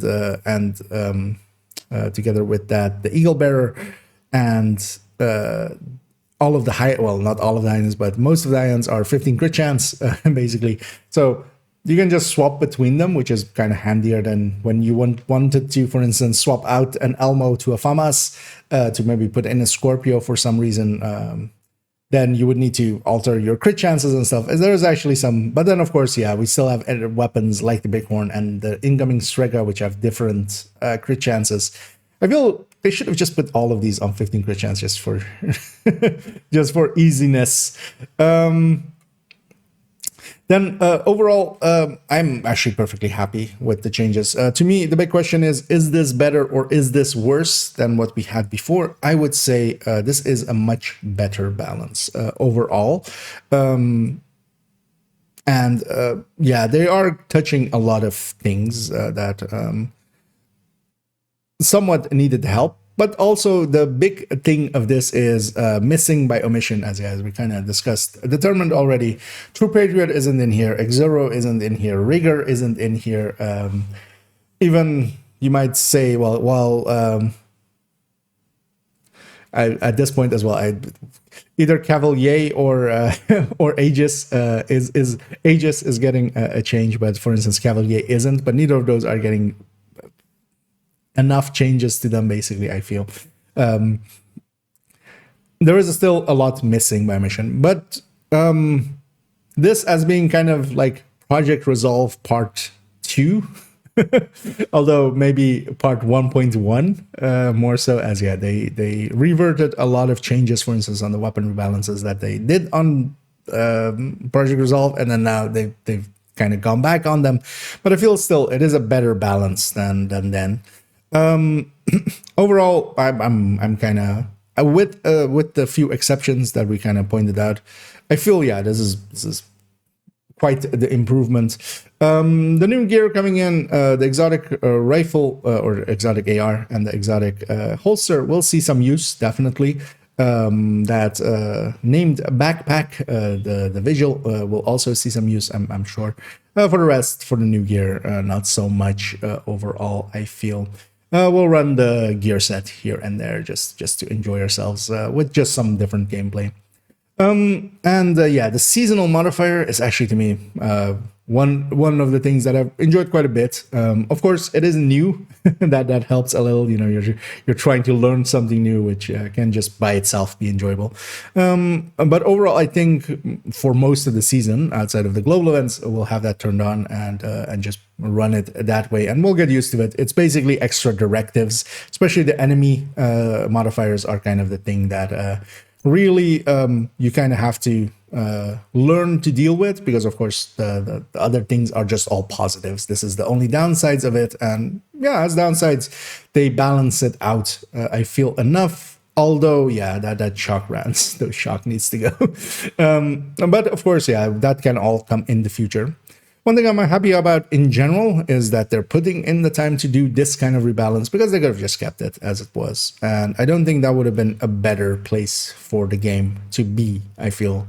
Moving on to a better balance is worth it by itself. I've seen a lot of people lament that, yeah, they're doing it, they're changing it to a 5-year-old game. And also, as a reminder, it is a 5-year-old game, as I see 6 being thrown out a lot. No, it is a 5-year-old game. When something is in its 6th year, it is 5 years old. That is how that works. The changes coming, I don't feel as well are just arbitrary. Definitely when we're looking at the balance for instance, ARs and stuff being changed, not having the FAMAS be that clear of a standout as it was in pre-Project Resolve, but even post-Project Resolve, it was basically FAMAS and the F2000 were clear standouts. That is no longer the case, because yeah, the FAMAS is a horrendous sustainer now as at its base. Of course, we can just fast stands it to then bring it up, but then it can't have a damage talent, so balance. For instance, then as well, the F2000 with its -1 mod is kind of falling actually behind the FAMAS now a little bit. But of course, it overall is a more stable weapon, even though it's not as accurate. So overall, I feel actually it is steps forward. It is still though, yeah, it is again a shakeup as after 2 seasons when we had Project Resolve. I can see the downsides of that as well from people, but overall, the thing is, as we're actually gonna do a video on that actually in the future, is a lot of people are like, am I not mad at the changes and stuff, and I have to change the entire build collection again and stuff? No, not really, and that'll be the subject of a future video, and that's going to be titled "Because I Like Playing the Game." I still do to this day. I enjoy playing the Division 2, so I don't mind playing more of it, and having a reason to do so on top is actually not something that I'm per se against.